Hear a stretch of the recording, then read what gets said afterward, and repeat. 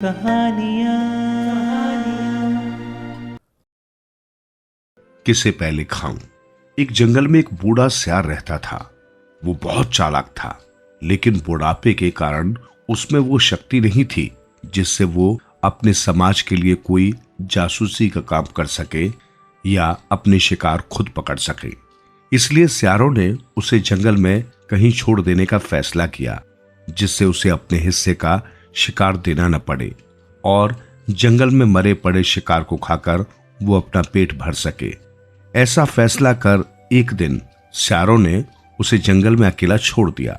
बूढ़ा सियार चालाक तो था ही, इसलिए उसे अपने साथियों की मक्कारी समझने में देर नहीं लगी। लेकिन करे तो क्या। विशाल घने जंगल में अकेले रहते हुए उसका मन बार बार दुखी होता और मौत का इंतजार करता। कभी कभी उसे शिकार मिल जाता, तब वो भरपेट भोजन करता और अपनी भूख मिटाता। कई रोज उसे भूखा भी रहना पड़ता। कभी कभी छोटे छोटे प्राणियों को दबोचने में वो कामयाब भी हो जाता।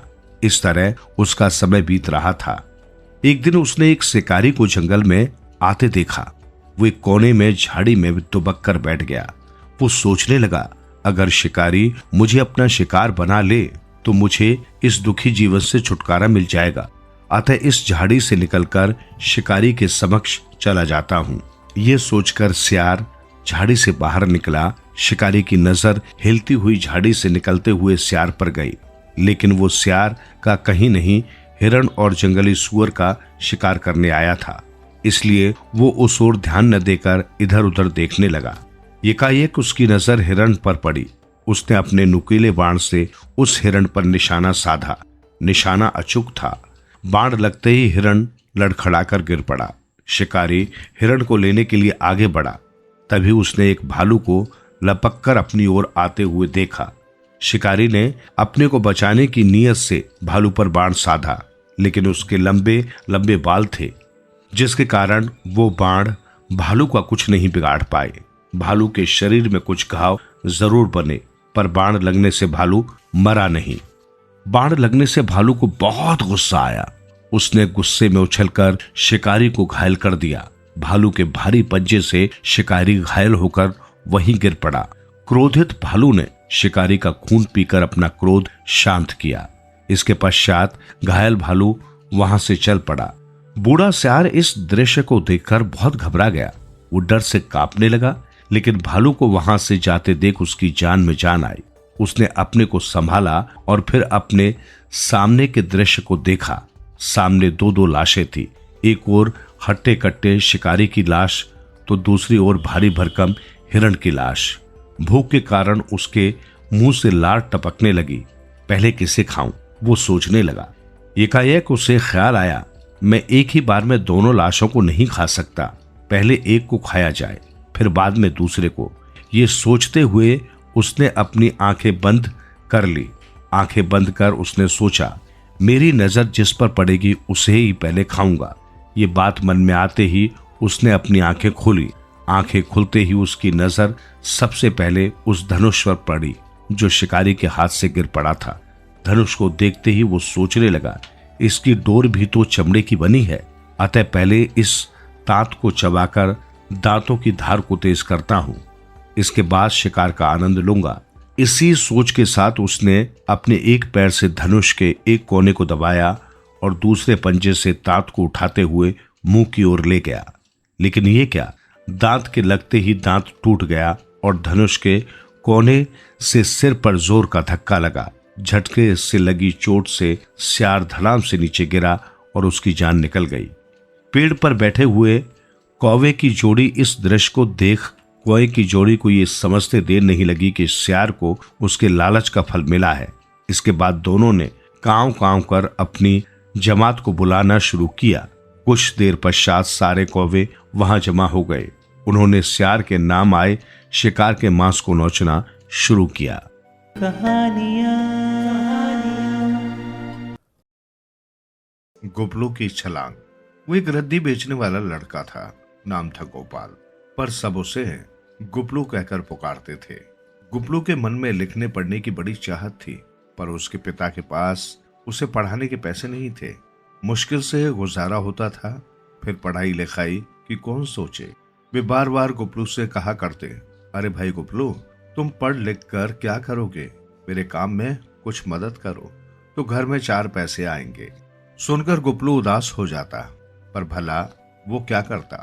पर पिता की रद्दी की दुकान पर बैठा बैठा वो मन ही मन ये सोचता, मुझे पढ़ना है, पढ़ लिख कर कुछ बनना है। पढ़ाई का ये सपना उसके मन से उतरता ही नहीं था। पिता जितना डांटते डपटते उसकी जिद उतनी ही बढ़ती जाती थी। साधन तो थे नहीं तो गुपलू भला पढ़ता कैसे। पर हाँ, पापा की रद्दी की दुकान पर अखबार बहुत बिकने के लिए आ जाते। पुरानी पत्रिकाएं भी आती, किताबें भी आ जाती। गुपलू को ठीक ठाक पढ़ना नहीं आता था, पर रद्दी में आई किताब, पत्रिकाएं या अखबार पढ़ने में भला क्या हर्ज। लिहाजा जब भी समय मिलता वो किसी अखबार का कोई रोचक लेख या फिर किसी किताब में छपी कोई कहानी, किसी की सच्ची जीवन कथा पढ़ने लगता। जरूरी नहीं कि उसे सब कुछ ठीक ठाक समझ में आ जाता हो, कुछ आता था, कुछ नहीं भी आता था, पर इससे पढ़ने की रुचि कम होने के बजाय उल्टे बढ़ जाती।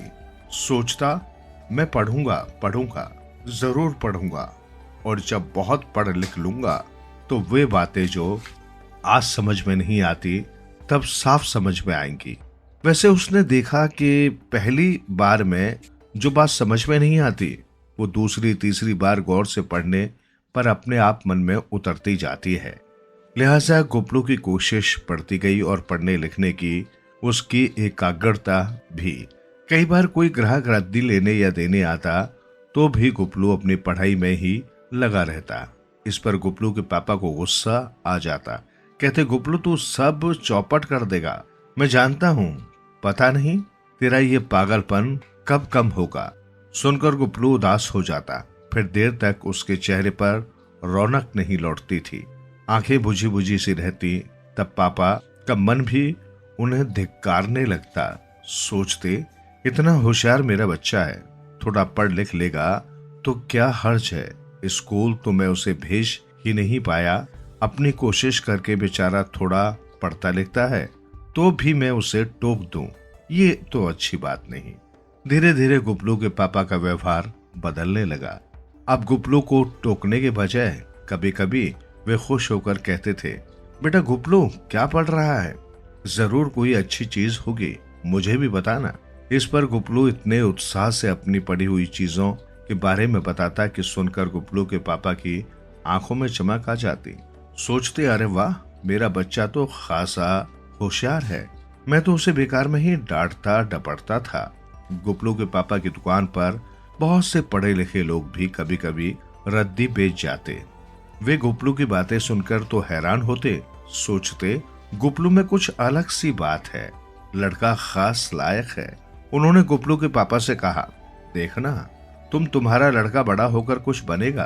सुनकर गुपलू के पापा खुश हुए। उन्होंने देखा कि गुपलू का व्यवहार इतना अच्छा है और उसकी बातचीत करने का सलीका ऐसा है कि सभी उससे बातें करके खुश होते हैं।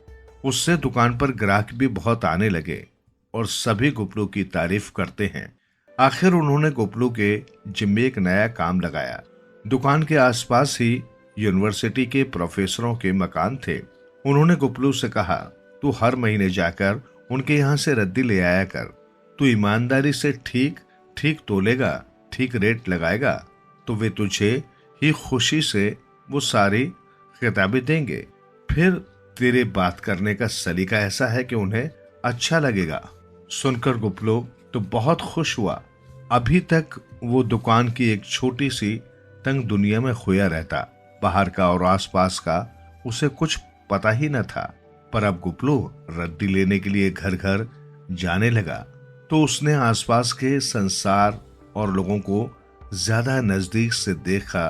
खासकर यूनिवर्सिटी के प्रोफेसर लोग तो इतने खुश थे कि वे हर महीने गुपलू का ही इंतजार करते। कहते, तुम अपने आप रद्दी तोल कर ले जाया करो, जो पैसे बने दे दिया करो। सुनकर गुपलू को अच्छा लगा। उसके आकर्षण का एक और केंद्र था कि यूनिवर्सिटी के प्रोफेसर के घर से जो रद्दी मिलती उससे कई बार बड़ी सुंदर सुंदर आकर्षक पत्रिकाएं भी होती। जिनमें अच्छे अच्छे चित्र छपे होते, आसपास की दुनिया की जानकारी भी होती। कई बार तो ऐसी आकर्षक किताबें भी उसके हाथ लग जाती कि पूरी किताब पढ़े बगैर वो उन्हें छोड़ ही नहीं पाता था। वो रात देर तक बैठा किताबें पत्रिकाएं पढ़ता रहता। धीरे धीरे हालात ये हुए कि जो बातें पहले समझ में नहीं आती थी और बहुत मुश्किल लगती थी, वे भी अब खुद ब खुद समझ में आने लगी। और गुबलू को लगता जो कुछ भी वो पढ़ता है उसे हमेशा के लिए याद हो जाता है। पर जितना जितना वो पढ़ता, उतनी उतनी पढ़ने की लगन और भूख बढ़ती ही जाती। कभी कभी जब पढ़ने के लिए कोई नई किताब न होती तो वो चुप चुप बैठा सोचता रहता। उसके मन में बार बार एक ही विचार उमड़ता, कितने बड़े बड़े वे लेखक हैं, ऐसी बातें लिख देते हैं जिनमें सारी दुनिया की सच्चाई छिपी होती है। क्या मैं नहीं लिख सकता ये सब? क्यों नहीं लिख सकता भला?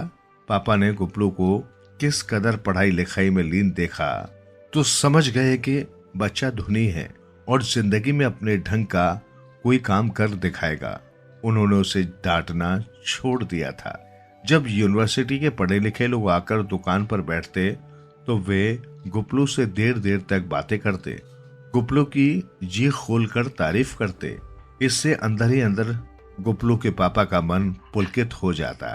गुबलू के पापा का काम अब बढ़ गया था और लगातार बढ़ता ही जा रहा था।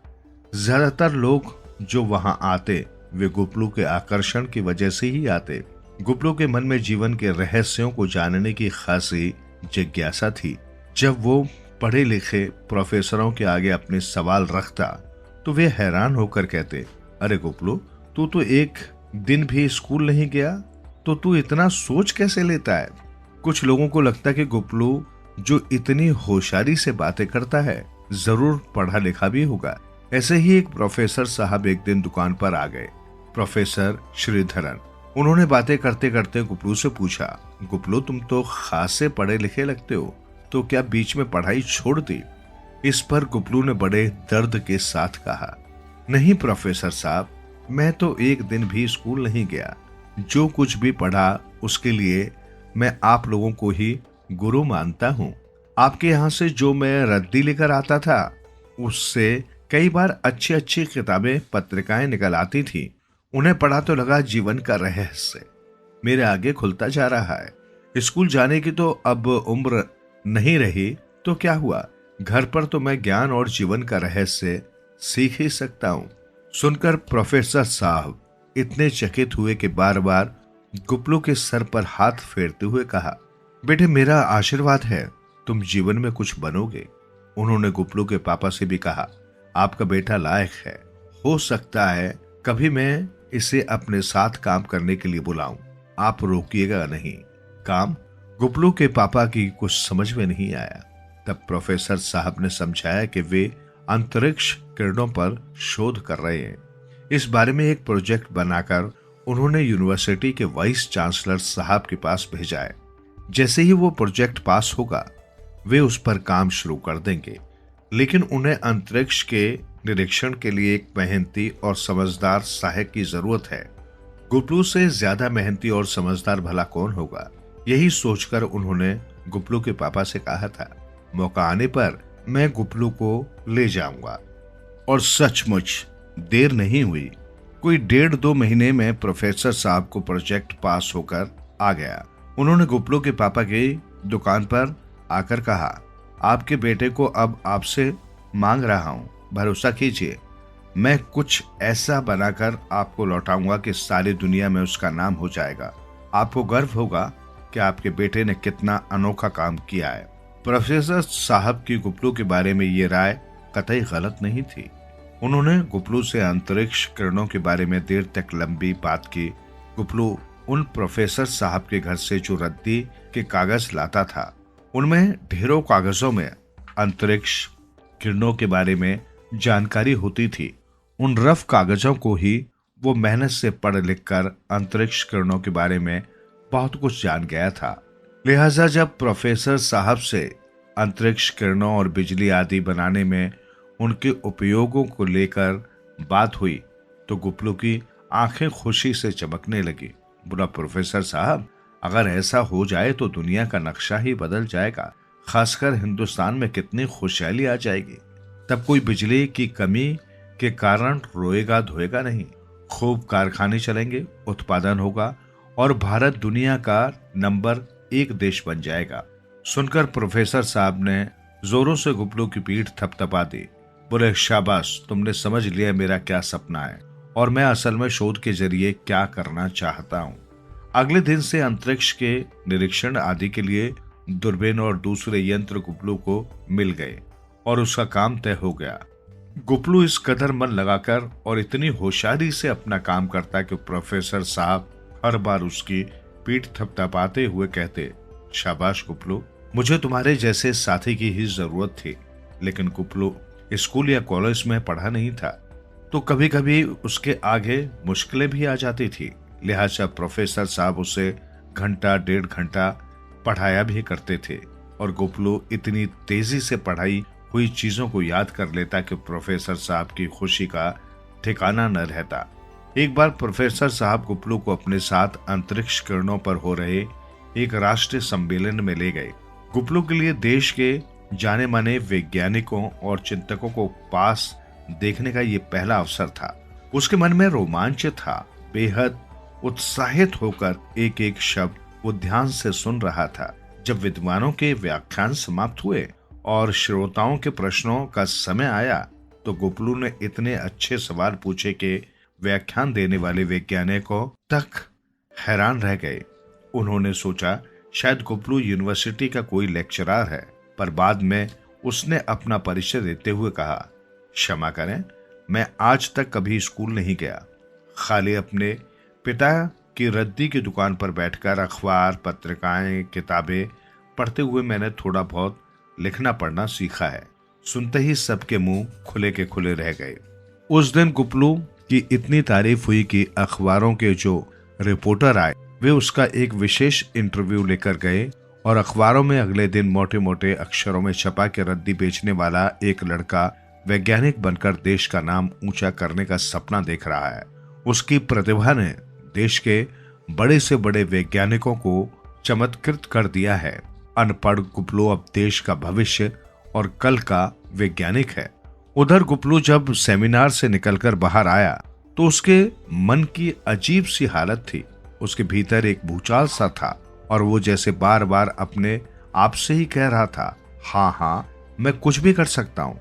मैं भी, बहुत सी चीजें हैं जो मुझे खोजनी है, जिनसे दुनिया बेहतर हो और इंसानियत को उससे फायदा हो।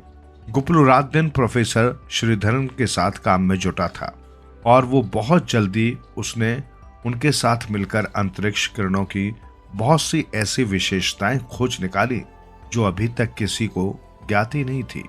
उनके पक्के तौर से ये पता चला कि इन अंतरिक्ष किरणों को अगर इकट्ठा करके किसी विशेष द्रव्य से गुजारा जाए तो इनमें बिजली उत्पन्न करने की क्षमता आ जाती है।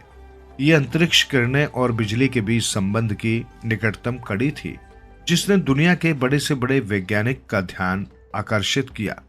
यानी अंतरिक्ष किरणों से बिजली पैदा करने की बात अब सिर्फ आने वाले कल की एक सच्चाई ही थी और कोई साल भर के भीतर ही गुपलू और प्रोफेसर श्रीधर ने मिलकर वो अनोखा सिद्धांत भी खोज लिया जिससे अंतरिक्ष किरणें बिजली में बदलती जा सकें। अब सिर्फ उसे व्यवहारिक जामा देना बाकी था और गुपलू रात दिन प्रोफेसर श्रीधर के साथ काम करता हुआ उसी की खोज में जुटा था। इसके अलावा गुपलू के मन में एक और चीज उथल पुथल मचा रही थी। उसे लगा पेट्रोल और डीजल जैसी चीजें महानगरों में सबसे ज्यादा प्रदूषण फैलाती हैं। अगर इनका कोई विकल्प खोजा जाए तो दुनिया कहीं ज्यादा खुशहाल हो सकती है। लिहाजा उसका ध्यान सौर ऊर्जा की ओर गया। उसके मन में लगातार ये विचार खलल पैदा कर रहा था कि हमारे देश में गर्मी इतनी बढ़ती है कि सूरज के प्रकाश को किसी तरह से इकट्ठा करके बिजली में बदला जाए तो उससे न सिर्फ घर में काम आने वाली बिजली की जरूरतें पूरी हो सकती हैं बल्कि बड़ी बड़ी फैक्ट्रियां और उद्योग भी चलाए जा सकते हैं। गुपलू ने इस विषय पर काफी शोध करके अपना पर्चा लिखा और प्रोफेसर श्रीधर को दिखाया तो प्रोफेसर साहब एक बारगी गुपलू का चेहरा ही देखते रह गए। बड़े प्यार से उसे गले लगा लिया। बोले, 2 महीने बाद कनाडा में सौर ऊर्जा पर एक अंतर्राष्ट्रीय सम्मेलन हो रहा है, क्या तुम वहां नहीं जाना चाहोगे? गुपलू क्या कहता, उसके लिए ये सब तो किसी सपने से बढ़कर था। वो गर्दन झुकाए खड़ा हो गया और प्रोफेसर साहब ने उसकी पीठ थपथपाते हुए कहा, अब तुम्हारी गर्दन झुकनी नहीं चाहिए गुपलू। तुमने वो काम किया है जो देश के बड़े बड़े प्रोफेसर नहीं कर पाए। और रद्दी बेचने वाला लड़का गुपलू सचमुच वैज्ञानिकों के अंतर्राष्ट्रीय सम्मेलन में गया और उसने अपना पर्चा पढ़ा, जिसे सुनकर वहां सन्नाटा सा छा गया।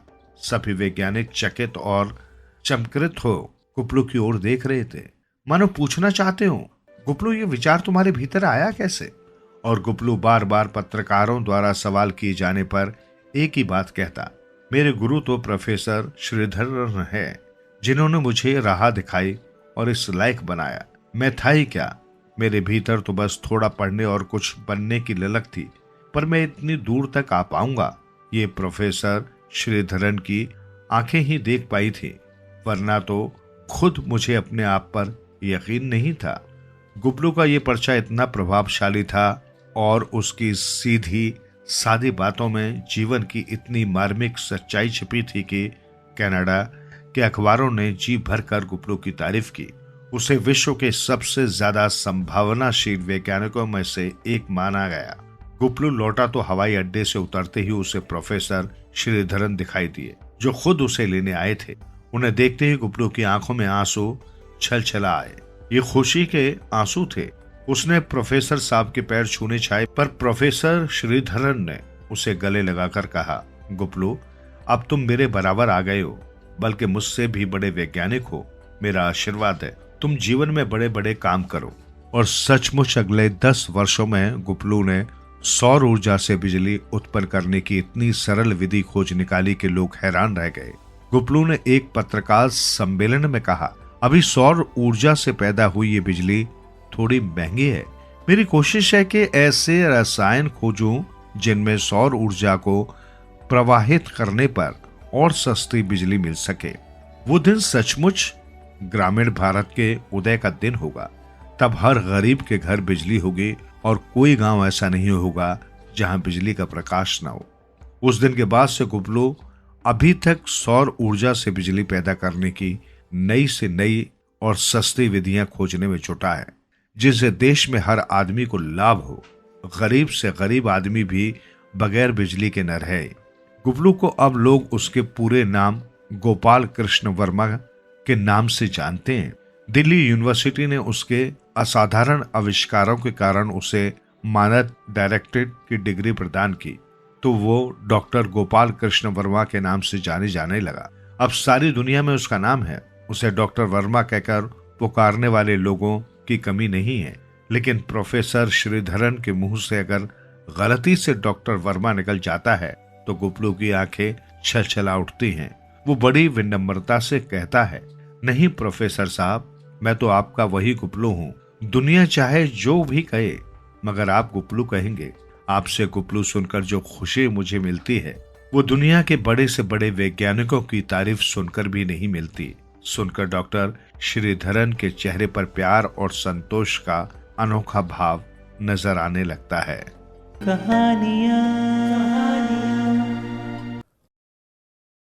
चतुर पत्नी। एक गांव में एक धार्मिक और उदार ब्राह्मण रहता था। उसने शास्त्रों में पढ़ा था, अतिथि देव के समान होते हैं, यानी मेहमान भगवान समान होता है। इसी वजह से जो कोई भी उसके दरवाजे पर आ जाता वो उसे खाना खिलाए बिना नहीं जाने देता। जैसे जैसे उसका अतिथि सत्कार बढ़ता जा रहा था, उसकी पत्नी का क्रोध भी बढ़ता जा रहा था। मेहमानबाजी के चलते उसे अक्सर भूखा रह जाना पड़ता था। एक दिन ब्राह्मण की पत्नी खाना बनाकर पति का इंतजार कर रही थी। ब्राह्मण आया तो सही, पर साथ में मेहमान भी ले आया। उसने बड़े आदर से बैठाया और पत्नी से बोला, मैं अभी स्नान करके आता हूं, तुम तैयारी रखना। आज ब्राह्मणी की सहन शक्ति का अंत हो गया। उसने तुरंत एक उपाय सोचा। वो वहां गई जहां मेहमान बैठा था। वहां उसने अपने मायके से लाए हुए मूसल को रखा। उसके चारों ओर सुंदर रंगोली बनाई और घुटनों के बल बैठकर मूसल को नमस्कार किया। मेहमान भौचक्का सा सब कुछ देख रहा था। 33 करोड़ हिंदू देवताओं के नाम उसे याद थे, लेकिन ये मूसल देव तो उसे नया ही देवता दिख रहा था। उसने इस बारे में ब्राह्मणी से पूछा तो ब्राह्मणी सिर झुकाकर खड़ी हो गई और पैर के अंगूठे से जमीन पर रेखाएं खींचने लगी। मेहमान और आशंकित तो उठा। बहुत आग्रह करने पर ब्राह्मणी ने बताया कि मेरे पति ने एक अनुष्ठान किया है।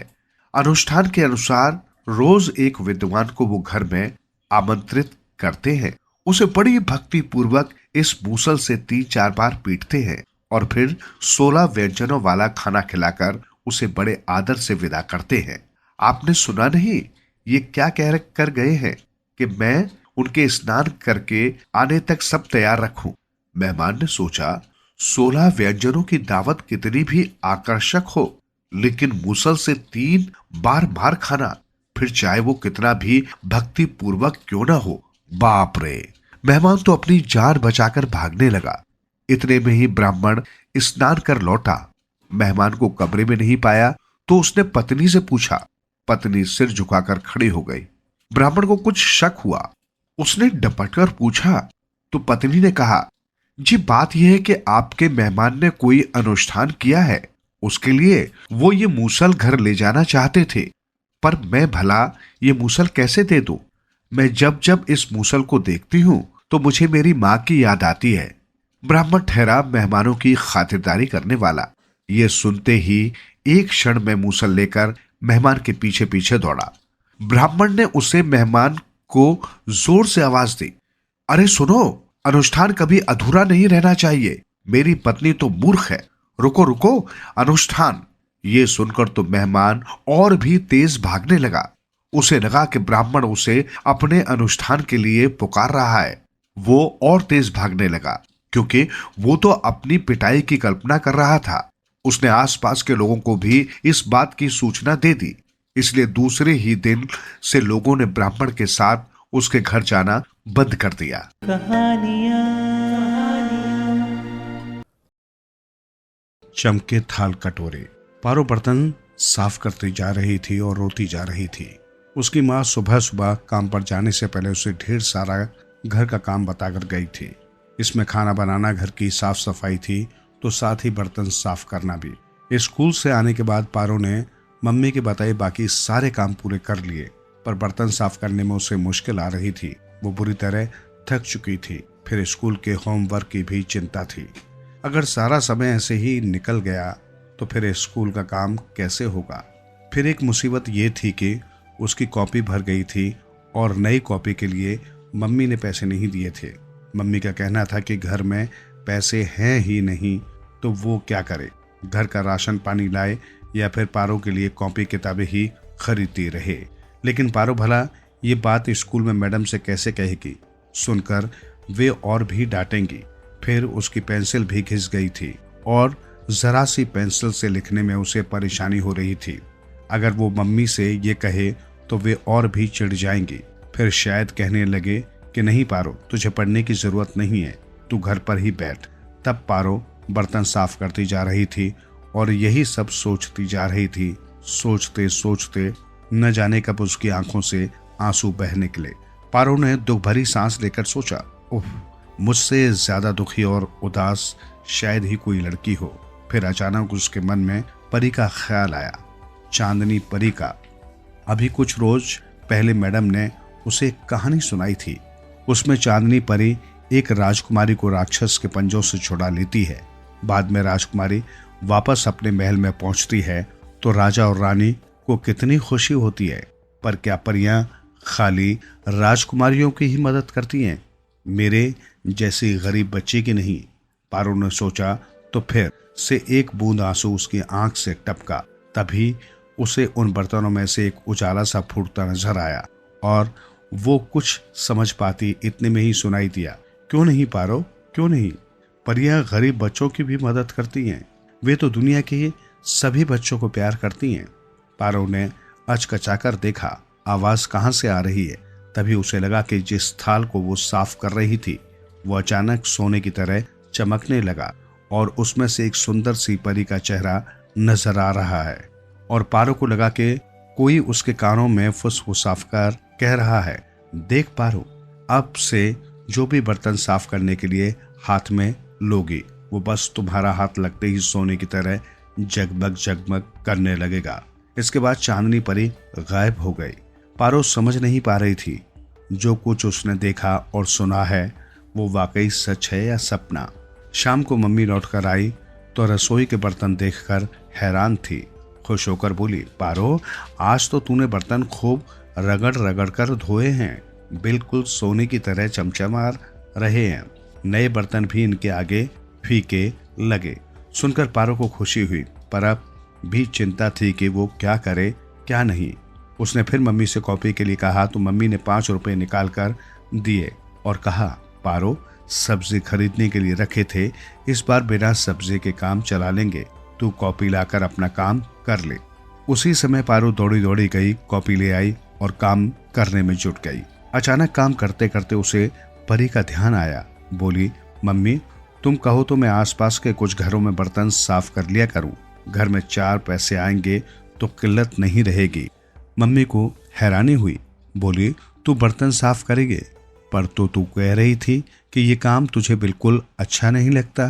पर मम्मी, थोड़े दिन काम करूंगी, फिर घर की हालत ठीक होने पर छोड़ दूंगी। पारो की मम्मी की समझ में नहीं आया। कुछ दिन पारो के काम करने से घर के हालात ठीक हो जाएंगे, पर फिर भी पारो का मन जानकर उन्होंने हाँ कर दी। बोली, पड़ोस में सेठ भोलानाथ की कोठी है, सेठानी जी कई बार कह चुकी हैं कि कमला कोई अच्छे बर्तन साफ करने वाली हो तो बताना। माँ, आप कह दो कि पारो बर्तन साफ कर दिया करेगी। पारो उत्साहपूर्वक बोली। उसी दिन कमला ने सेठानी से कहा। सेठानी ने सुना तो हैरान होकर बोली, पारो तो छोटी सी है, क्या घर में इतने बर्तन कर लेगी? कमला बोली, सेठानी जी, आप कुछ दिन काम करा कर देख लो, तसल्ली हो तभी रखना। पर अगले दिन ही पारो के हाथ का कमाल देखकर सेठानी ने झट से हाँ कह दी। बोली, बहुतों को देखा, पर कमला तेरी बेटी के हाथ लगाते ही बर्तनों में जान पड़ जाती है। पारो ने बर्तन ही नहीं, घर की साफ सफाई का भी जिम्मा ले लिया। कुछ दिनों में हालत ये हुई कि सेठ भोलानाथ के घर में हर कोई पारो की तारीफ करता। साथ ही पारो बड़ी लगन से अपनी पढ़ाई भी कर रही थी। एक दिन सेठानी ने उसे पढ़ते हुए देखा तो पहले तो गुस्सा आया, फिर सोचा इस उम्र में बच्ची पढ़े नहीं तो क्या करे। उन्होंने पारो से पूछा, क्यों बेटी, तुम पढ़ना भी जानती हो? पारो ने चुपचाप सिर हिला दिया। उसकी आंखों से टप टप आंसू बह रहे थे। सेठानी भली थी, समझ गई कि पारो को पढ़ने का बड़ा चाव है, ये तो बस मजबूरी में उससे बर्तन साफ करने पड़ रहे हैं। वो पारो के सिर पर हाथ फेरती हुई बोली, चिंता न कर बेटी, मैं तुझे पढ़ाऊंगी। अब फिर से पारो ने स्कूल जाना और पढ़ना शुरू कर दिया। काफी समय उसका पढ़ाई लिखाई में जाता। बचे हुए समय में वो बर्तनों के अलावा घर के छोटे मोटे काम कर देती। पारो ने पढ़ाई पर ध्यान दिया तो उसके अच्छे नंबर आने लगे। देखकर सेठानी बोली, अब मैं तुझसे ये काम नहीं कराऊंगी, तू बस पढ़, आराम से अपनी पढ़ाई कर। सेठानी को अब पारो अपनी बेटी जैसी लगने लगी थी। उसके चेहरे पर दुख या उदासी की कोई परछाई भी वे नहीं देख पाती थी। उनकी तो बस एक ही इच्छा थी कि पारो में पढ़ने लिखने की लगन है तो किसी भी तरह उसकी पढ़ाई लिखाई में कोई परेशानी न आए। आगे चलकर पारो का डॉक्टरी की पढ़ाई के लिए दाखिला हो गया। कुछ सालों में वो डॉक्टर बन गई। डॉक्टरी का नतीजा आते ही वो दौड़कर मम्मी के पास गई और बोली, मम्मी मम्मी, आपकी बेटी डॉक्टर बन गई। फिर उसने सेठानी जी के घर जाकर बताया तो सेठानी ने उसे गले लगा लिया। बोली, पारो, तूने मेरे सपने को पूरा कर दिया। पारो ने जब प्रैक्टिस शुरू की तो उसकी दुकान पर मरीजों की भीड़ लगने लगी। अब वो सबसे मीठा बोलती और बहुत कम पैसे लेती और डॉक्टरों ने खींचकर कहा, पारो, इतनी कम फीस क्यों लेती हो? इस पर पारो का जवाब था, भाई मैंने गरीबी देखी है। अगर कोई गरीब इसलिए मर जाता है कि उसके पास इलाज के पैसे नहीं तो मेरी आत्मा मुझे धिक्कारेगी। यहाँ तक कि जो मरीज बहुत गरीब होते उनसे वो कुछ न लेती। आसपास के लोग उसे डॉक्टर नहीं सेवा की देवी के नाम से जानते थे और बहुत से लोग तो उसे फ्लोरेंस नाइटिंगेल कहकर पुकारने लगे थे। पर पारो कभी भूल नहीं पाई कि बर्तन साफ करते करते एक दिन उसने चांदनी परी की झलक देखी थी। उसी ने उसका सारा जीवन जगमग जगमग कर दिया। आज भी पारो बर्तन धोने बैठती है तो उसका हाथ लगते ही बर्तन सोने की तरह चमक उठते हैं, और तब पारो मन ही मन परी को धन्यवाद देती है कि उसके एक छोटे से वरदान ने उसका पूरा जीवन ही बदल दिया। कहानियाँ। चमत्कारी शंख। किसी समुद्र तट पर एक मछुआरा रहता था जिसका नाम दीनू था। वो दिन भर मछलियों को पकड़ता तथा शाम को पास के शहर में जाकर बेच देता। उसी में उसकी गृहस्थी खुशी खुशी चल रही थी। वो घर में अकेला था, उस पर किसी की जिम्मेदारी नहीं थी। कभी कभी उसे अकेलापन परेशान करता, परंतु पास पड़ोस के बच्चों के बीच रहकर वो अपना सारा दुख भूल जाता। रोज शाम को शहर से वो तरह तरह की चीजें लाता और बच्चों में बांट देता। बच्चे उससे बहुत प्यार करते और दीनू भी उन्हीं बच्चों को अपना परिवार मानता था। दीनू के घर से थोड़ी दूर पर रामनाथ रहता था। उसकी एक बेटी पूजा थी। वो बहुत चंचल और नटखट थी, परंतु जिद्दी ऐसी थी कि जो मांग लेती न मिलने पर आसमान सिर पर उठा लेती थी। अगर वो किसी का कहना मानती तो वो दीनू ही था। दीनू भी उससे स्नेह करता था। एक रात पूजा सो रही थी। उसने सपने में एक बहुत बड़ा शंख देखा। सुबह उठी तो उसने रट लगा दी, मुझे सपने वाला शंख चाहिए। रामनाथ ने पूजा को समझाया। दीनू का नाम सुनते ही पूजा चुप हो गई। वो झट दीनू के घर की ओर भागी। परेशान रामनाथ उसके पीछे पीछे था। पूजा दीनू के घर जा पहुंची। दीनू मछली पकड़ने जाने वाला ही था। पूजा को देखते ही उसने अचरज से पूछा, अरे पूजा, कहां से भागती आ रही हो? दीनू ने पूजा को दुलार से गोदी में उठा लिया। चाचा, मुझे सपने वाला बड़ा सा शंख चाहिए। पूजा ने हाथ से बड़ा सा आकार दिखाया। तू उसका क्या करेगी? दीनू ने आश्चर्य से पूछा। तभी रामनाथ भी वहां आ पहुंचा। पूजा की जिद के बारे में उसने बताया। सुनकर दीनू हंस पड़ा। ठीक है, शाम को शंख लेता आऊंगा। दीनू ने पूजा को समझाया। वो रोने लगी। बड़ी मुश्किल से उसे समझाकर दीनू ने उसे वापस भेजा। दीनू मछलियां पकड़ने चल पड़ा। समुद्र तट पर दूसरे मछुआरे भी साथ थे। दुर्भाग्य से उस दिन दीनू के जाल में एक भी मछली नहीं फंसी। दीनू परेशान हो गया। शाम हो गई, परंतु उसका भाग्य नहीं बदला। थक हार कर वो किनारे लौटा। तभी उसकी आंखें चमक उठी। सामने रेत पर उसे एक शंख दिखाई दिया। वो बहुत बड़ा और सुंदर था। उसमें से प्रकाश निकल रहा था। दीनू खुश होकर शंख की ओर बढ़ ही रहा था कि कहीं से दौड़ता हुआ एक आदमी आया और शंख को उठाकर चलता बना। दीनू के वहां पहुंचने से पहले ही वो गायब हो गया। दीनू खड़ा खड़ा देखता रहा, फिर उदास मन से घर लौट गया। रामनाथ दीनू के घर पर ही बैठा था। उसने दीनू को देखते ही पूछा, भाई शंख लाए? नहीं, आज न तो मछलियां ही मिली और न ही शंख। दीनू उदास मन से बोला, पूजा को अब कैसे समझाऊं? सुबह से शंख की रट लगाए बैठी है, बड़ी मुश्किल से सोई है। न जाने क्यों उसे बुखार भी आ गया है। रामनाथ परेशान स्वर में बोला, भगवान पर भरोसा रखो, सब ठीक हो जाएगा। कल चाहे जैसे भी होगा मैं जरूर शंख ले आऊंगा। दीनू ये कहते हुए घर के अंदर चला गया। दीनू रात भर सो न सका। उसकी आंखों के सामने बार बार पूजा का रोता हुआ चेहरा घूम आता था। दीनू ने मन ही मन प्रण किया कि कल मैं किसी भी कीमत पर शंख जरूर ले आऊंगा। सुबह पौ फटने से पहले ही दीनू समुद्र में उतर गया। मछलियों का ढेर लग गया, परंतु शंख एक भी न मिला। तभी उसने एक व्यापारी को देखा जो चिल्ला चिल्ला कर लोगों से कह रहा था, मेरे पास एक अद्भुत शंख है। इस सदियों पुराने शंख को जो खरीदेगा उसके घर में लक्ष्मी आएगी। जो सबसे अधिक कीमत देगा ये शंख उसी का हो जाएगा। कहते हुए उसने झोले से एक शंख निकाला, अद्भुत और चमकीला। उस शंख को देखकर दीनू हैरान था, क्योंकि वो वही शंख था जो उसने समुद्र के किनारे देखा था। दीनू से रहा नहीं गया। उसने जोर से चिल्लाते हुए कहा, भाइयों, ये सदियों पुराना शंख नहीं है। इसे इसने कल ही समुद्र के किनारे से उठाया है। इसे मैं उठाने ही जा रहा था कि ये उठाकर भाग गया। वहां खड़े लोग जो शंख को खरीदना चाह रहे थे भला बुरा कहते हुए चले गए। वहां केवल वो शंख बेचने वाला ही खड़ा रह गया। उस ठग ने अपने साथियों के साथ मिलकर दीनू को खूब पीटा और उसके पैसे छीनकर भाग खड़े हुए। दीनू को अपनी चोटों की परवाह नहीं थी। उसे केवल दुख इस बात का था कि अब वो पूजा के लिए शंख कैसे ले जाएगा, क्योंकि उसके सारे पैसों को ठग छीन कर ले गए थे। दीनू रात भर दुख से समुद्र किनारे ही बैठा रहा। सुबह होते ही दीनू भारी मन से घर की ओर चला।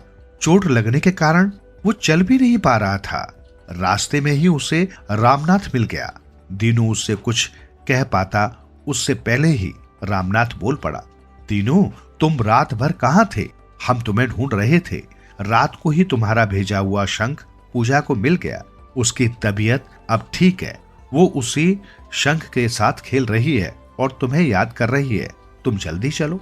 दीनू आश्चर्यचकित रह गया, क्योंकि उसने तो किसी की मार्फत शंख नहीं भेजा था। घर पहुंचकर उसने देखा कि पूजा शंख के साथ खेलती हुई बहुत खुश है।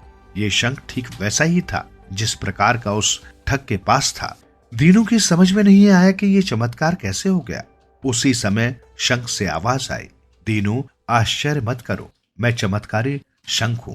इस बच्ची की खुशी के लिए तुमने पिटाई खाई और अपने सारे पैसों को गवाया।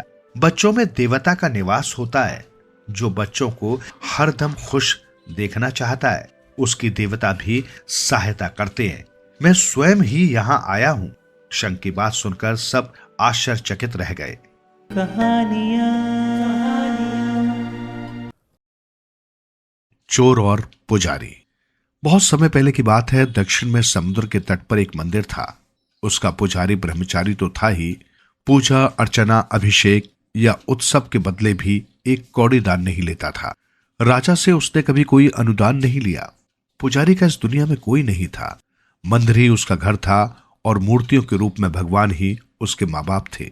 गांव वाले अपनी इच्छा से जो अन्न, फल, दूध दे जाते उन्हें खाकर ही वो पेट भरता था। गांव वालों का उस पुजारी में बहुत विश्वास था।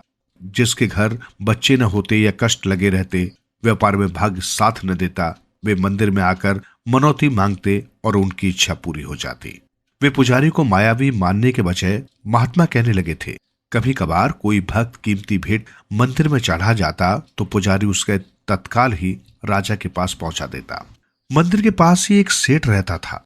सब कुछ होने के बावजूद उस घर में एक बालक का अभाव खटकता था। पुजारी के बारे में सेठ ने सुना तो बहुत कुछ था, लेकिन संकोचवश कभी कुछ कहा नहीं था। एक दिन वो मंदिर आ ही गया।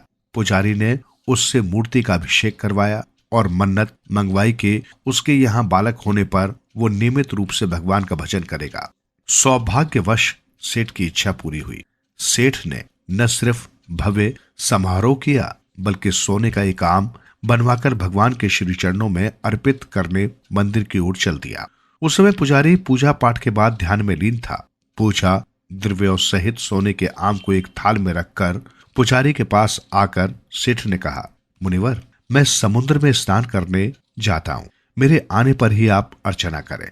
वो स्नान करने चला गया, लेकिन पुजारी इतना ध्यानस्थ था कि उसने न तो सेठ का आना देखा न उसकी बातें ही सुनी। उसने पास रखे थाल को भी नहीं देखा और न ही उसे उसमें रखे सोने के आम की कोई जानकारी थी। थोड़ी देर के बाद एक चोर ने मंदिर में प्रवेश किया। चोर को भी मंदिर के उस देवता पर अपार विश्वास था। चूंकि वो 12 बच्चों और पत्नी का पालन पोषण नहीं कर पा रहा था, इसलिए चोरी करने लगा। जब वो चोरी करने निकला तो मंदिर में आकर पहले माथा टेक कर प्रार्थना करता, जो चोरी करने वो जा रहा है उसमें सफल हो और उस पर कोई मुसीबत ना आए। उसकी इच्छा पूरी हो जाती और वो सोचता कि ये सब भगवान की कृपा है। उस दिन भी वो भगवान को नमन करने आया था। बच्चे भूख से बिलबिला रहे थे। उस दिन मोटी चोरी करने की जरूरत थी। मंदिर में घुसते ही उसकी नजर थाल में रखे सोने के आम पर पड़ी। उसने भगवान को साक्षी बनाकर मन ही मन में कहा, भगवान, बच्चे भूख से मर रहे हैं, लाचार हूं, आज आपके दरबार में ही चोरी करूंगा, क्योंकि आपकी कृपा से ही मुझे ये सोने का आम दिखाई दिया है। इससे मैं और मेरा परिवार कई दिनों तक आराम से जी सकेगा। मुझे इस बीच चोरी करने की जरूरत नहीं पड़ेगी। ये कहकर उसने वो सोने का आम उठाया और अपने रास्ते चल दिया। सेठ स्नान करके मंदिर में लौटा तो उसने देखा कि थाल में सोने का आम गायब था। वो चिल्लाया, अरे पुजारी, मेरे सोने का आम कहाँ है? पुजारी हैरान था, पूछा, कौन सा सोने का आम भाई? मैंने तो देखा नहीं। तुम्हें कहकर ही तो सोने का आम यहाँ रखकर मैं नहाने गया था। अब आकर देखता हूं कि वो गायब है। क्या किया तुमने उसका? सेठ फिर चिल्लाया, अरे भाई, भगवान की भेंट से मुझे क्या काम? उसकी कृपा से ही मेरा जीवन आराम से कट रहा है। फिर सोना चुराकर मैं क्या करूंगा? शायद तुम जानते ही हो कि मैं तो वैसे भी अल सुबह से ध्यान में बैठा हूं। मैं उस आम के बारे में आखिर क्या जानूं? विनम्रता से पुजारी ने उसे समझाया, सब चोर इसी तरह बातें करते हैं। जो कहना चाहो अब राजा के सामने कहना, मैं अभी जाकर शिकायत करता हूं। कहकर सेठ चला गया और उसने जाकर राजा को सोने के आम की चोरी की सारी राम कहानी सुना दी। पुजारी को दरबार में तलब करके पूछा गया। राजा ने सोचा, पुजारी सोने के लिए चोरी कर सकता है, इस तरह जाने कितनी चोरियां की होंगी। राजा ने पुजारी को कोड़ों की सजा दी। जब राज सैनिक पुजारी को कोड़े मारने लगे तो वो क्रोधित हो उठा। न राजा पर और न ही सेठ पर, बल्कि उस भगवान पर उसे इतना गुस्सा आया कि भगवान को ही शाप दे बैठा। ये सब कह रहे हैं कि जब चोरी हुई तब मेरे सिवाय मंदिर में कोई नहीं था। तब तुम कहां थे? सच क्या है? क्यों नहीं बताते सबको? अभिषेक करने का फल क्या यही है जो मेरी ही रक्षा न कर सका? उसके लिए मंदिर की भी क्या जरूरत? शाप देता हूं कि तुम और तुम्हारा मंदिर जा मिले समुद्र में। पुजारी अभी ये बात कह ही रहा था कि समुद्र में तूफान उठा। धरती कांप उठी। तूफान का ज्वार भूमि पर आया और जब वो थमने लगा तो लोगों की आंखें फटी की फटी रह गई। वहां मंदिर के अवशेष तक नहीं बचे थे और वो समुद्र में विलीन हो गया था। बस फिर क्या था? राजा, सेठ और अन्य लोगों ने पुजारी के पांव पकड़कर माफी मांगी।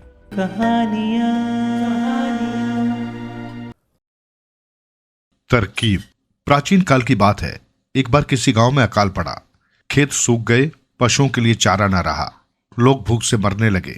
रोजगार के साधनों के अभाव में गरीबों के लिए एक जून रोटी खाना भी मुश्किल हो गया। गांव का जमींदार एक लोभी और अत्याचारी व्यक्ति था। धनी उसके लिए सब कुछ था। उसके गोदामों में अनाज भरा हुआ था, किंतु उसने वाजिब दाम में गांव वालों को बेचने के बजाय आसपास के बाजारों में ऊंचे दामों पर बेचना शुरू कर दिया। गांव के गरीब भूखे लोगों ने एक सभा की। एक ने कहा, हमें गांव के जमींदार से अनाज देने के लिए प्रार्थना करनी चाहिए।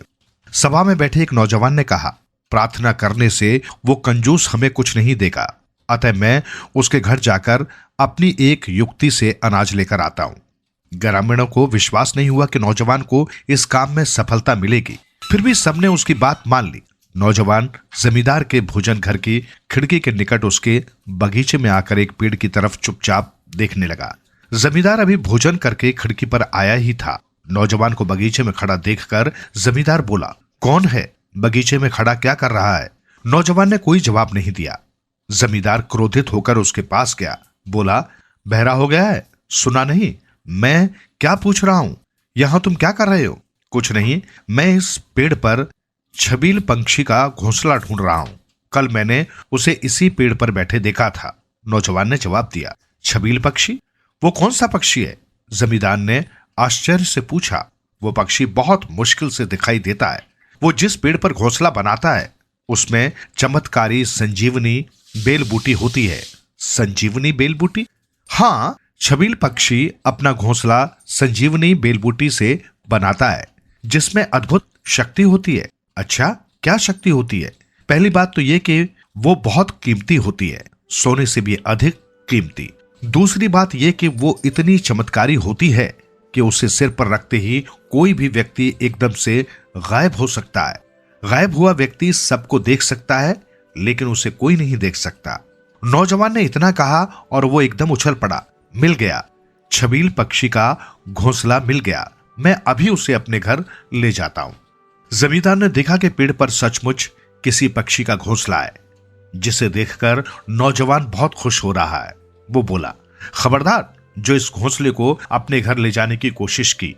ये मेरे बगीचे के पेड़ पर है, इस पर मेरा अधिकार है। मैं छबील का ये घोंसला तुम्हें नहीं दूंगा। ठीक है, अगर तुम घोंसला मुझे नहीं दोगे तो मैं इसे नष्ट कर दूंगा। मुझे इसके खत्म करने की रीति भी आती है। नौजवान ने यह धमकी दी तो जमींदार कुछ शांत हुआ। बोला, मैं तुमको 50 अशर्फियां दूंगा, तुम इसे मेरे लिए छोड़ दो और यहां से चुपचाप चले जाओ। लेकिन इतनी अद्भुत, कीमती और चमत्कारी चीज मैं तुमको इतने सस्ते में कैसे बेचूं? दाम बढ़ाओ तो सौदा पक्का हो। नौजवान ने कहा, हाँ, मुझे धन की जरूरत है।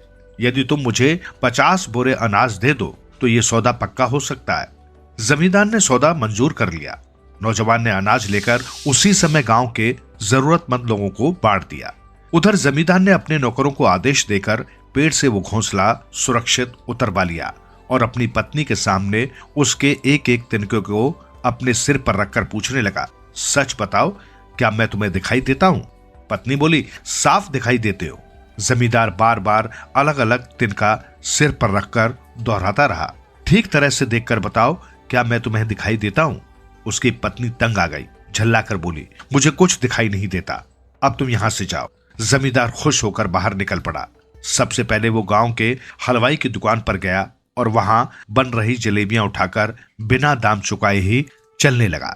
हलवाई ने समझा कि जमींदार है, दाम चुकाना भूल गया होगा, सो मैं उसके बाद मैं ले लूंगा।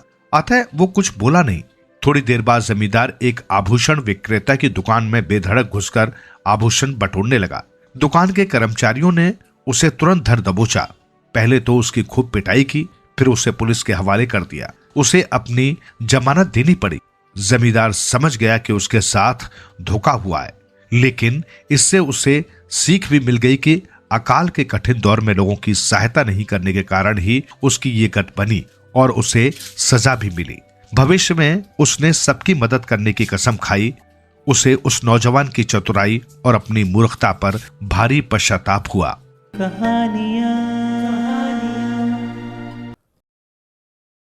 तिंगशो और चाय। काफी पुरानी बात है।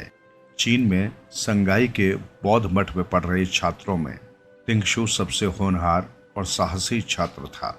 इसलिए मठ के आचार्य से लेकर छात्र तक सभी उसे मानते, प्यार करते तथा विश्वास के साथ जिम्मेदारियों वाला काम सौंपते थे।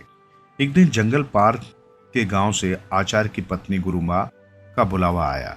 गुरु माँ के पिता बहुत बीमार थे। जंगल पार के गांव का रास्ता कटीले पेड़ों, पहाड़ियों और खतरनाक जानवरों से भरा था। इसलिए गुरु माँ को उनके पिता के गांव पहुंचाने का काम समझदार और साहसी छात्र होने के कारण तिंगशु को ही सौंपा गया। तिंगशु ने गुरु माँ के अन्य सामानों के साथ कुछ खाने के सामान भी अपनी पोटली में बांध लिए। मठ के छात्रों और आचार्यों से विदा लेकर वे दोनों जंगल की तरफ बढ़ चले। वृक्षों पर लदे महकते फूल, रंगीन तितलियां, छलांगे मारते बंदरों को देखते हुए ये दोनों जंगल के बीच से गुजरने लगे। शाम कब हो गई उन्हें कुछ पता ही नहीं चला। वे शाम तक आधा जंगल पार नहीं कर पाए थे। इसलिए रात होने से पहले तिंगशु ने ठहरने के लिए एक पुरानी झोपड़ी ढूंढ निकाली। गुरु माँ के सोने की जगह बनाकर वो खुद झोपड़े के एक कोने में बैठकर ऊँघने लगा। धीरे धीरे उसे नींद भी आ गई।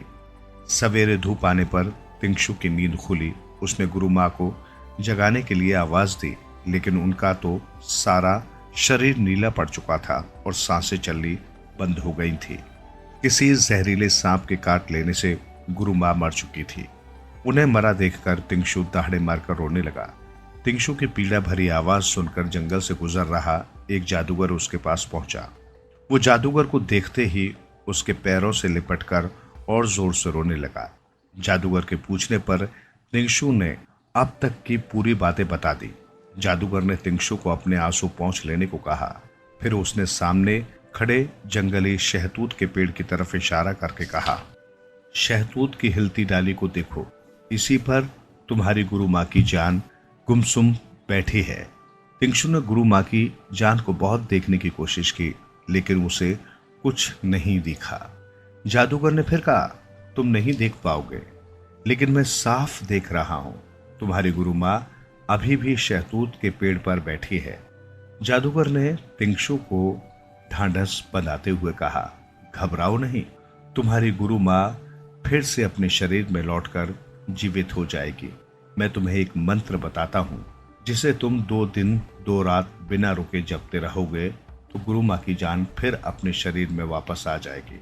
मगर इस बीच तुम्हें नींद की एक भी झपकी आई या तुमने नींद आने पर अपनी पलकें मूंदी तो फिर 2 दिन 2 रात के हुए तुम्हें दोबारा मंत्र का जाप करना होगा। तिंगशु को ये हिदायत दे और मंत्र बताकर जादूगर जंगल में कहीं गायब हो गया। जादूगर के अनुसार तिंगाशु ने गुरु माँ के मृत शरीर के सिरहाने बैठकर मंत्र का जाप शुरू कर दिया। पहला दिन और पहली रात मंत्र पढ़ते हुए आसानी से गुजर गए, लेकिन दूसरी रात तिंगशु को बार बार नींद सताने लगी। मंत्र जाप की ये आखिरी रात थी। एक बार भी पलकों के भारी हो जाने पर फिर दोबारा 2 रात 2 दिन मंत्रों के पाठ करने की शर्त थी।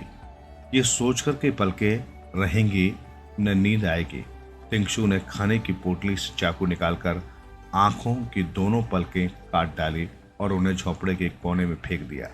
अगले दिन सूरज के उगते ही गुरु माँ जम्हाई लेते हुए ऐसे जागी जैसे गहरी नींद से उठ रही हो। आचार्य पत्नी के जंगल के तुरंत बाद तिंगशु की नजर झोपड़ी के उस कोने पर गई जहां उसने अपनी पलकें काटकर फेंकी थी। उस जगह पर हरी पत्तियों वाला एक नन्हा पौधा मुस्कुरा रहा था। उस पौधे को गुरु माँ और तिंगशु ने लाकर संघाई के बौद्ध मठ में लगा दिया। वहीं से तिंगशु की पलकों से पैदा हुआ वो पौधा पूरे चीन में फैल गया, जिसे आज भी लोग चाय की पत्ती के नाम से जानते हैं। और तिंगशु की नींद से जुड़े होने के कारण ही चाय पीने पर अब कुछ देर के लिए लोगों की नींद उड़ जाती है।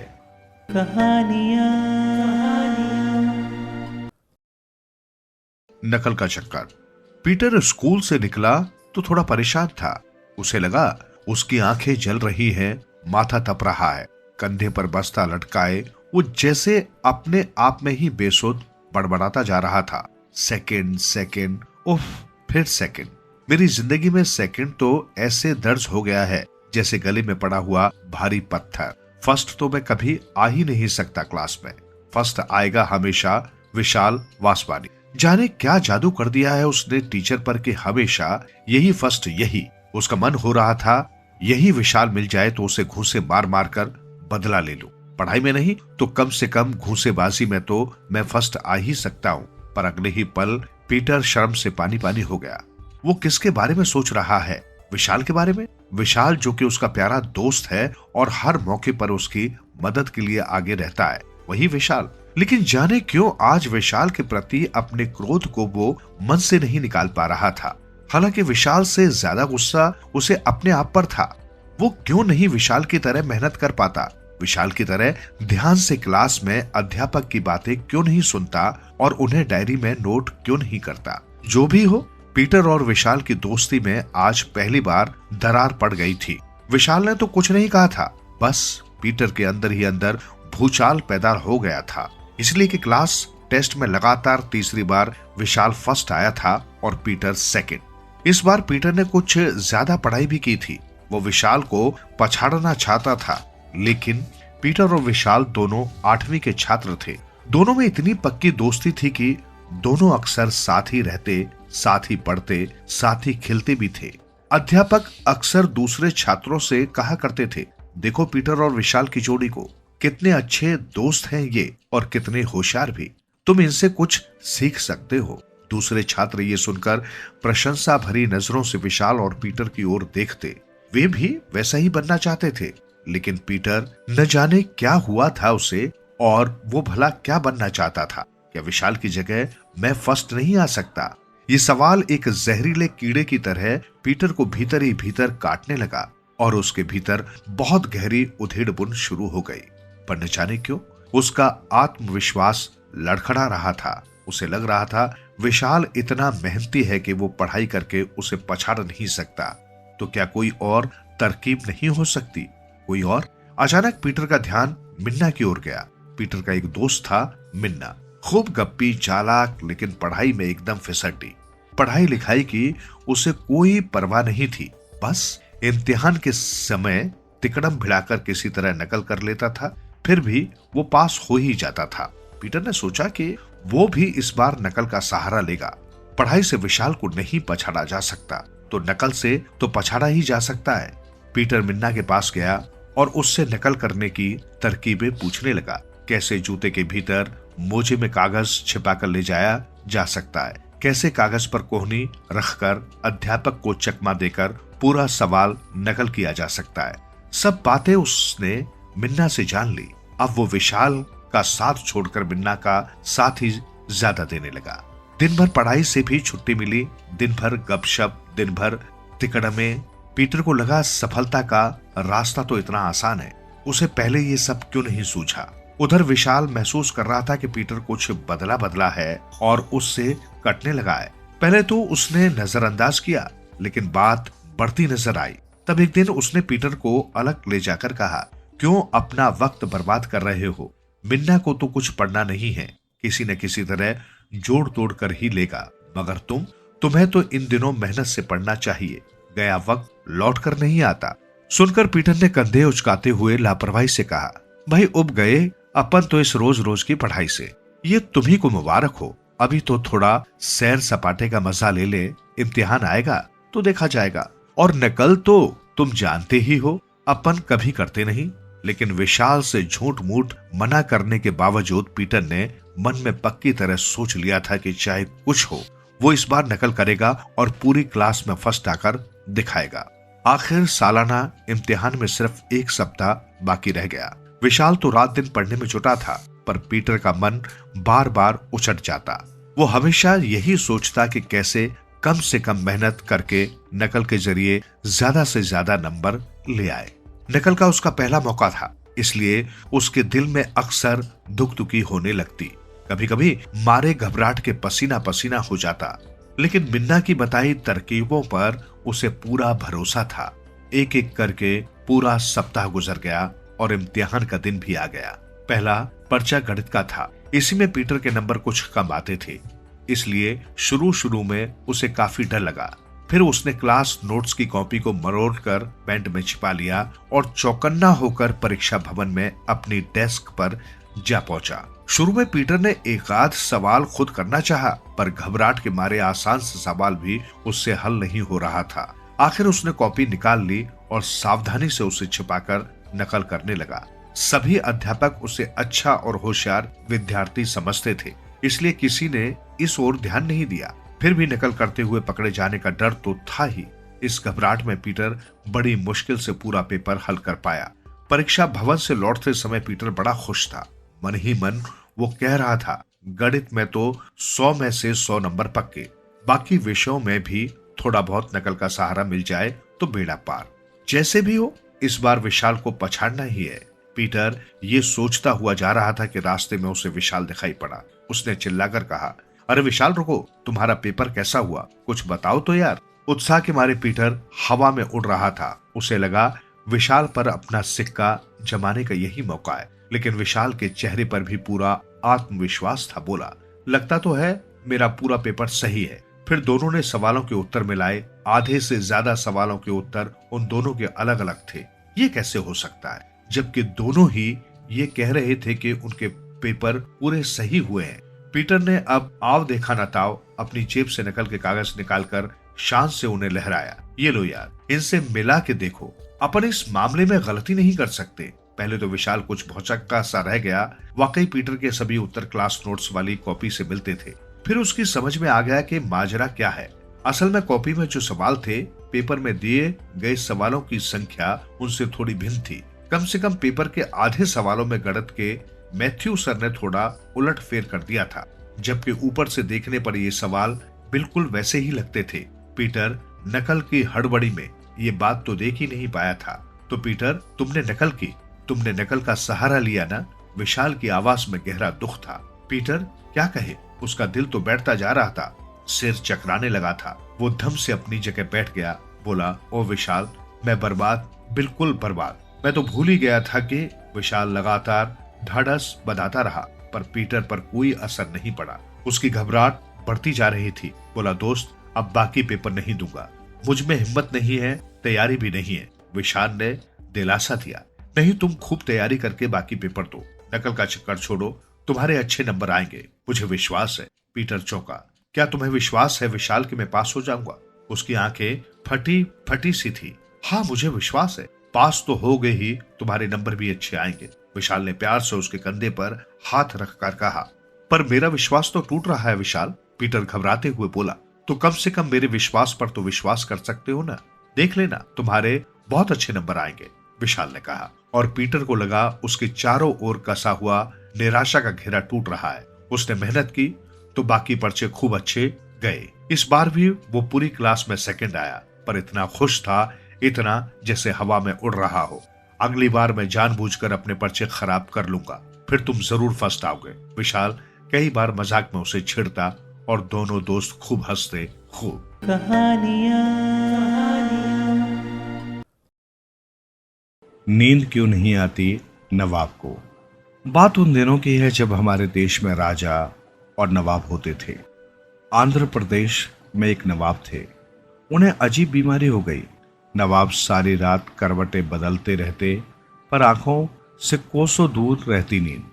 वो बहुत परेशान रहते थे। कभी कभी कुछ देर के लिए आती भी तो अचानक आंख खुल जाती और नींद पता नहीं कहां भाग जाती। उन्हें पूरी रात बैठकर बितानी पड़ती। ये खबर पूरे राज्य में फैल गई। बीमारी की खबर सुनकर दूर दूर से कई डॉक्टर और वैद्य आए। सबने अपनी अपनी तरफ से कोशिश की, परंतु नवाब को नींद नहीं आई। सब हार गए। नवाब भी निराश हो गया। नींद न आने के कारण नवाब की तबीयत खराब होने लगी। धीरे धीरे नवाब बिस्तर से लग गया। वो कुछ नहीं कर पाता था, सारा दिन लेटा रहता, फिर भी उसे पल भर के लिए नींद नहीं आती थी। एक दिन एक आदमी नवाब साहब के पास आया और बोला, नवाब साहब, यहां से कोसों दूर एक मिर्जा जी रहते हैं। मुझे लगता है उनके पास आपकी बीमारी का इलाज जरूर मिलेगा। यह सुनते ही नवाब साहब ने अपने सेवकों को बुलाया और कहा, मिर्जा को बुलाकर लाओ, कहना हमने बुलाया है। नवाब साहब के सेवक मिर्जा साहब के घर पहुंचे। मिर्जा साहब खाना खाकर धूप में लेटे कुछ सोच रहे थे। सामने से नवाब के सेवकों को आता देखकर चौंके। एक सेवक ने पास आकर कहा, मिर्जा साहब, हमारे नवाब बहुत बीमार हैं, उन्हें महीनों से नींद नहीं आती। पता चला है आप ही उनका इलाज कर सकते हैं, आपको साहब ने याद फरमाया है। मिर्जा साहब झट से उठे और उनके साथ चल दिए। नवाब साहब के पास पहुंचकर देखा तो हैरान रह गए। नवाब साहब बहुत कमजोर हो गए थे, उनकी आंखें सूजी थी। मिर्जा साहब बोले, लगता है आप काफी दिनों से सोए नहीं हैं। नवाब साहब बोले, आप ठीक कहते हैं मिर्जा जी, जल्दी कोई उपाय निकालो। मिर्जा बोले, मैं आपका इलाज कर दूंगा, परंतु जैसा मैं कहूं आपको वैसा ही करना होगा। कोई सवाल नहीं पूछेंगे आप मुझसे, फिर देखिए कैसी नींद आती है आपको। नवाब तो नींद लाने के लिए कुछ भी करने को तैयार थे। मिर्जा बोले, यहां से 5 मील दूर जो मस्जिद बनी हुई है, आप कुछ दिन तक वहां नमाज पढ़ने जाएंगे, लेकिन पैदल। वापस भी पैदल आना होगा। एक शर्त यह भी है कि आपको ये काम 1 घंटे में करना होगा। घर आकर आप कबूतरों को अपने हाथ से दाना खिलाएंगे, बस इतना ही काम करना होगा।